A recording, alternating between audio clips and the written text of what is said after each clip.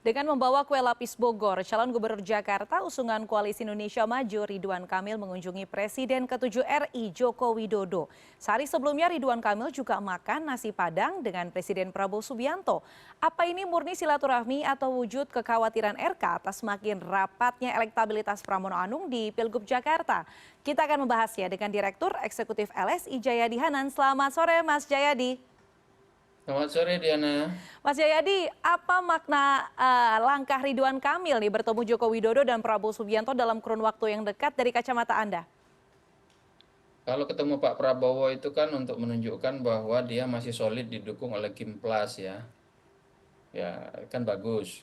Kalau ke Pak Jokowi ya mungkin mengharapkan adanya endorsement effect ya, efek endorsement, dampak dari dukungan tokoh kepada eh, eh, kepada para pendukung dari tokoh tersebut di Jakarta.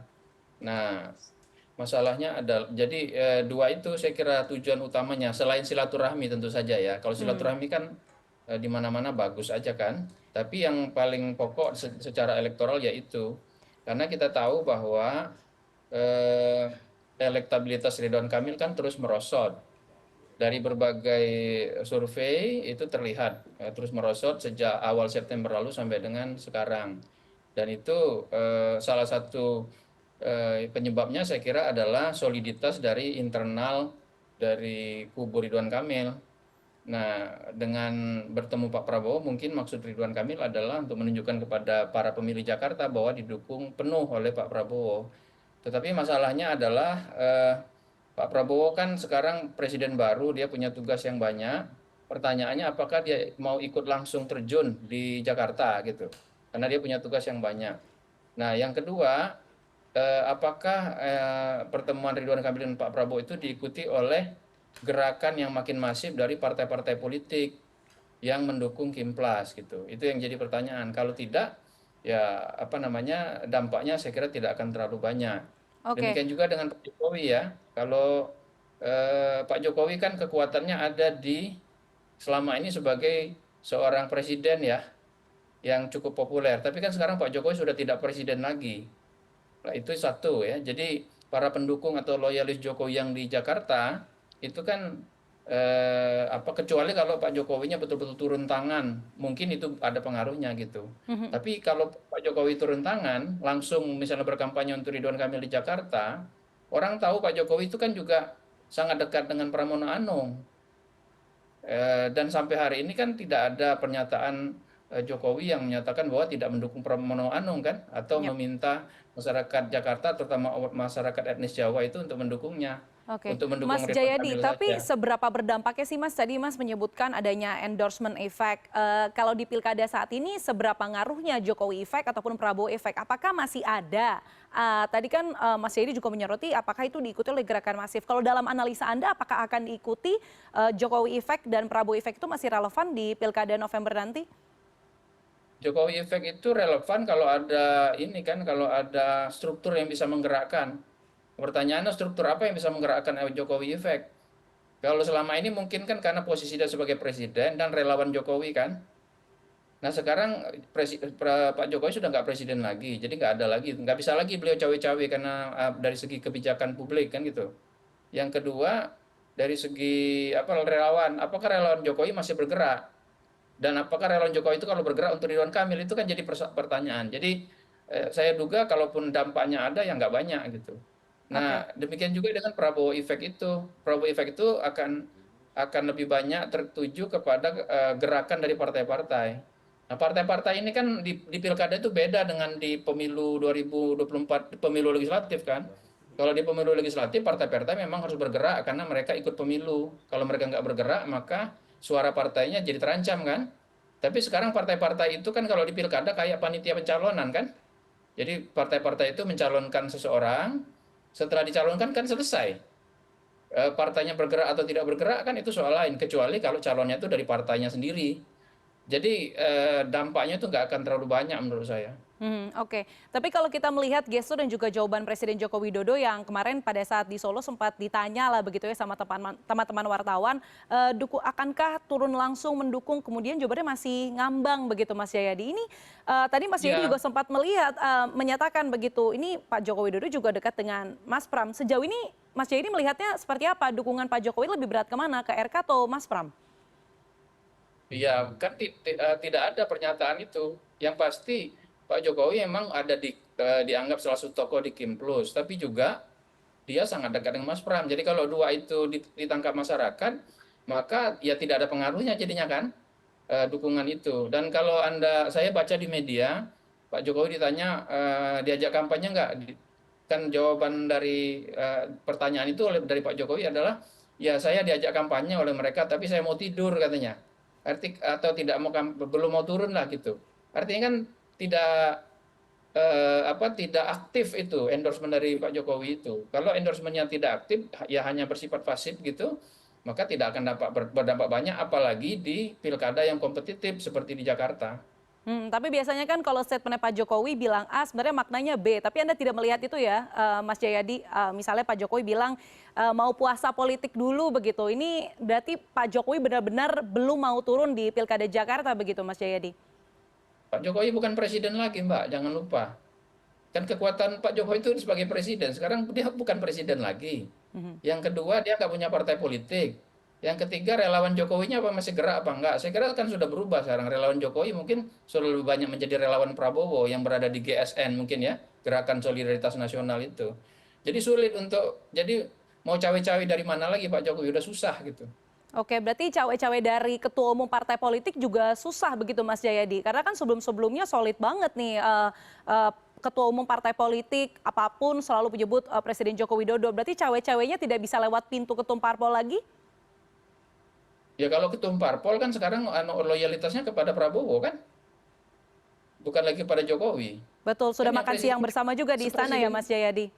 presidennya sudah Prabowo lagi, dan pula mereka sudah sepakat mengusung Ridwan Kamil. Sudah selesai kan? Apakah mereka akan bergerak sekarang, itu bukan soal apakah partai-partai itu mendukung Ridwan Kamil apa tidak. Mereka sudah mendukung Ridwan Kamil dan Ridwan Kamil sudah jadi calon kan? Mhm. Tapi pertanyaan yang diperlukan Ridwan Kamil sekarang adalah partai-partai itu semuanya bergerak secara masif. Nah, gerakan partai-partai secara masif itu yang tidak terlihat, Oke. ya, karena partai-partai itu kan punya banyak urusan sekarang. Terutama ketua partai itu kan sekarang sibuk jadi pimpinan di kementerian kan, begitu. Oke, Mas Jayadi tadi sempat menyebutkan bahwa RK ini elektabilitasnya terus merosot begitu.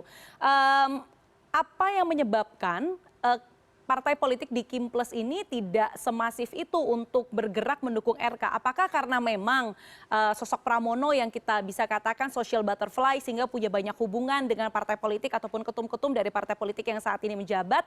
Atau mungkin sosok RK-nya yang kurang belusukan atau apa faktor yang paling esensial menurut Mas Jayadi? Kalau saya lihat dari apa namanya itu sosialisasi ya, baik Pramono Anung maupun Ridwan Kamil itu sosialisasinya cukup banyak ya. Buktinya kan itu bisa diukur lah dari temu muka mereka, dari dialog dengan penduduk, dari tampilan di media dan sebagainya. Tetapi kita harus kembali ke awal, bagaimana ceritanya Ridwan Kamil itu nyalon di Jakarta kan gitu. Ceritanya Ridwan Kamil itu tadinya mau nyalon di Jawa Barat, tapi jadi nyalon di Jakarta karena partai-partai di Kim Plus berkepentingan untuk menjegal Anies Baswedan kan.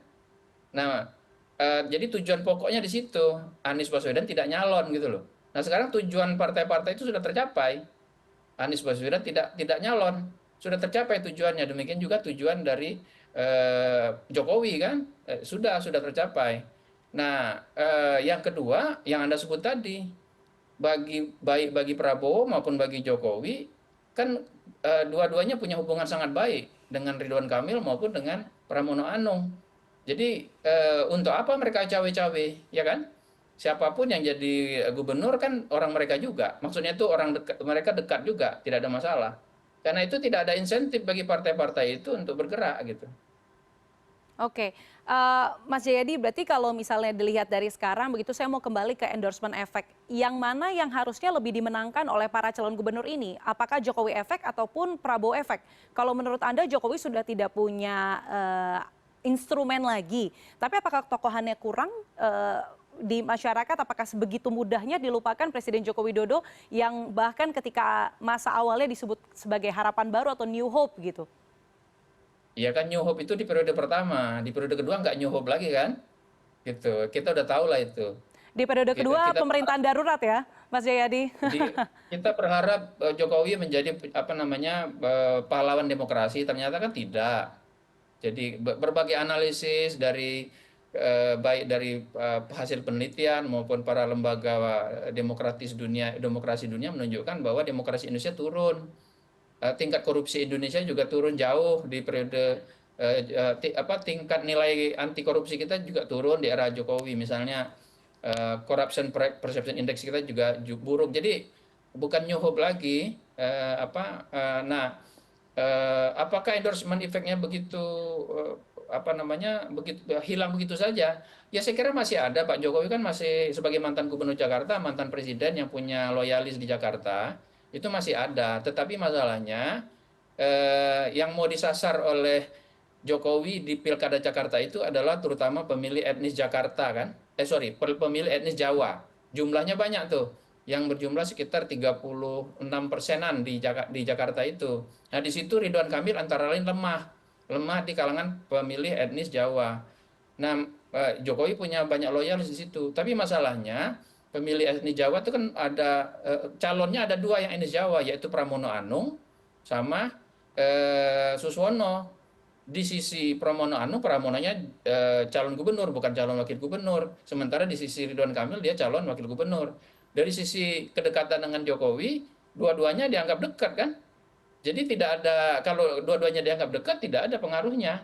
Kecuali kalau Jokowinya dengan tegas menyatakan, saya mendukung Ridwan Kamil, jangan dukung Pramono Anung misalnya. Bisa aja itu. Itu bisa ada pengaruhnya. Tapi kalau dia diam aja, pasif aja, saya kira nggak banyak pengaruhnya. Oke, terakhir Mas Jayadi, kurang dari 25 hari lagi lah, sekitar ya 25 hari lagi menuju hari pemungutan suara ataupun hari pencoblosan. Menurut analisa Anda, apakah mungkin Pramono Anung akan menyalip Ridwan Kamil? Atau mungkin nanti hasilnya seperti survei LSI begitu, masih stagnan, tetap Ridwan Kamil, koreksi kalau saya salah, ini bedanya hanya tipis begitu Mas Jayadi. Tapi tetap Ridwan Kamil yang menang atau Pramono yang nanti akan menyalip? Kalau dilihat tren di survei LSI, dan saya percaya betul dengan data LSI itu, ya, kecuali kalau Anda percaya sama data yang lain ya. Data LSI yang saya rilis pada pertengahan Oktober lalu menunjukkan Ridwan Kamil itu sudah bisa disalip sama Pramono Anung, meskipun jaraknya belum signifikan, masih berjarak hanya 4%-an. Jadi minimal sekarang tuh posisinya sudah sama, gitu, sudah sama. Nah, kalau trennya itu berarti tren Pramono Anung itu naik terus, tren Ridwan Kamil itu turun terus. Nah, biasanya tren itu tidak mudah untuk dibalikkan. Misalnya tiba-tiba naik lagi ke atas, itu kan tidak mudah.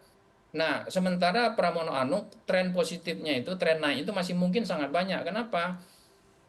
Misalnya ya, popularitas Pramono Anung itu masih 65%-an, 60%-an pada pertengahan Oktober itu masih 60%-an. Dengan pengenalan masih 60%-an itu berarti masih banyak ruang bagi Pramono Anung untuk meningkatkan elektabilitasnya. Maka hanya dengan melihat popularitas itu saja kita bisa menduga bahwa tren positif Pramono Anung bisa saja terus naik. Kalau dia terus naik, maka itu berarti kan menyalip Ridwan Kamil. Saya kira tim Ridwan Kamil yang membaca data dengan benar itu melihat tren-tren itu, makanya terlihat khawatir kan gitu. Oke, baik, kita lihat nanti di injury time ataupun menuju hari pencoblosan siapa yang unggul, apakah Pramono Anung, Ridwan Kamil, atau bahkan mungkin yang nomor urut 2 yakni Dharma Pongrekun. Terima kasih waktunya untuk sore ini Mas Jayadi Hanan.